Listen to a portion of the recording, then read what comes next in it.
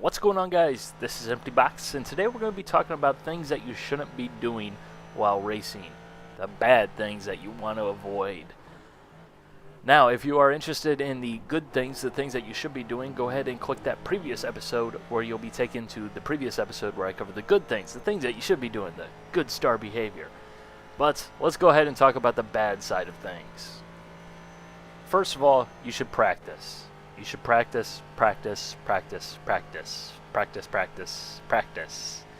That guy who jumps into a race literally about 2 seconds before the race started, has never driven the car before, doesn't know the track at all, you don't want to be around him. You don't want to be that guy who is basically going to destroy the field. You don't want to be that guy who is driving 50 miles an hour slower than everyone else. Yes, I have actually seen this happen before where I had a guy driving an Indy car at the same pace that I'd be driving a GT2 car. Hugely off pace, and he was hugely dangerous. Very often in iRacing I hear, "Oh, I'm just riding around for safety rating." Don't do that.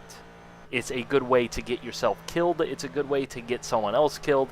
It's just unsafe is what it is. It's dangerous. It's annoying. Having to pass that guy every 5 laps because he was literally driving that slow with an undamaged race car was one of the most annoying things I have ever experienced. Just driving that slow. Don't be that guy.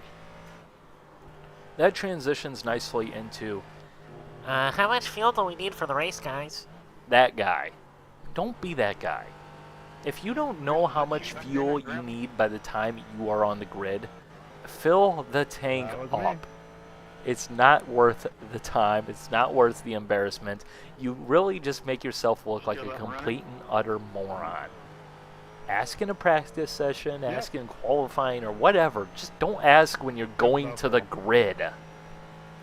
Yeah, hey guys, this is my first race in this car. I'm just going to ride around and try and get some experience and, yeah, have fun. Okay, this relates back to that guy I mentioned earlier in the Indy cars, riding around for safety rating. But if it's the first race you've ever done in the car, you don't need to tell everyone that. You shouldn't tell everyone that. Why? Because it just makes yourself look like a moron. It says, "Hey, yeah, I'm incompetent. I don't know what I'm doing yet. I'm completely out of my element. I'm just basically going to be a moving chicane. I'm going to probably get someone hurt in the process, blah, blah, blah, blah, blah." Just don't say it. Nobody needs to know if it's your first race or not because nobody cares. Just do what you know how to do.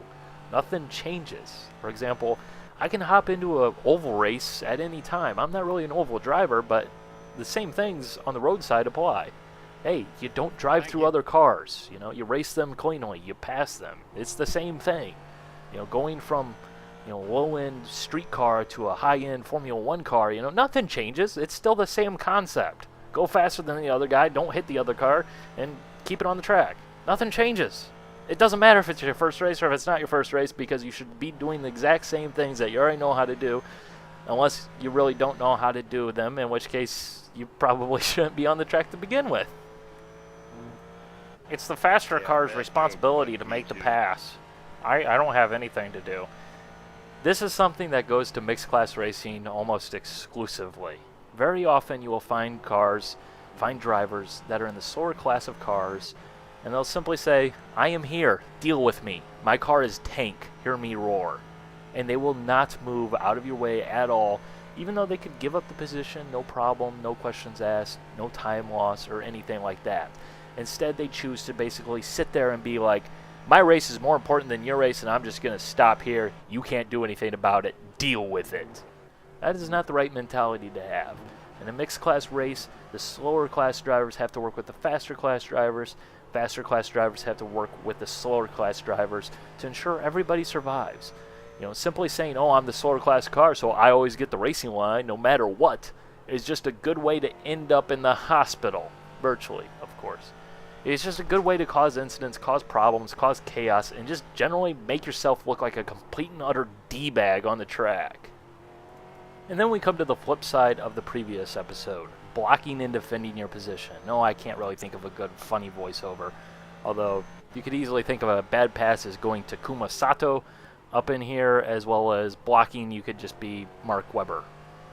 Although Mark Webber did get passed.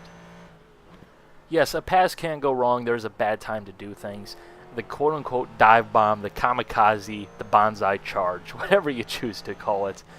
If you've ever watched Takuma Sato, and I do like him, he is one of my favorite drivers in IndyCar, I might add.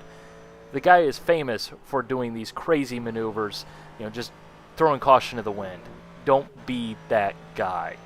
There is a reason he is no longer in Formula One. There is a reason everybody pretty much expected him to bend the race car every single weekend. There's a right time to pass people. There's a wrong time to pass people. You don't want to dive bomb people. Dive bombing is basically passing people when they're past their turn-in point at the last possible minute. If they don't take action, you run into the side of them. You run into the door. This is not light little rubbing contact. This is not rubbins racing type of contact. This is, boom, get out my way. That's not what you do. That's not the way to make friends. That's not the way to be respected. That's not the way to not make yourself look like an idiot. On the flip side of things, you get into blocking. Just straight up, outright blocking. Hey, yeah, I'm slower than you, but I'm going to basically stand right in front of you because I want to hold my position because I can. Yeah, that guy. That guy who basically goes Mark Webber mode and becomes basically impossible to pass because everything you do, he will literally counter that and just simply stay put right in front of you, and you have no other choice but to basically run right through them.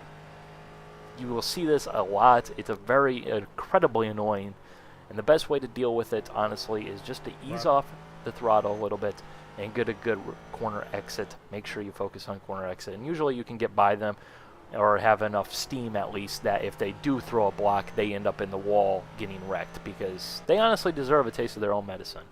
There's a right way, and then there's a wrong way. Hopefully you choose the right way, and we can have some good, clean racing. So that's that. Bye.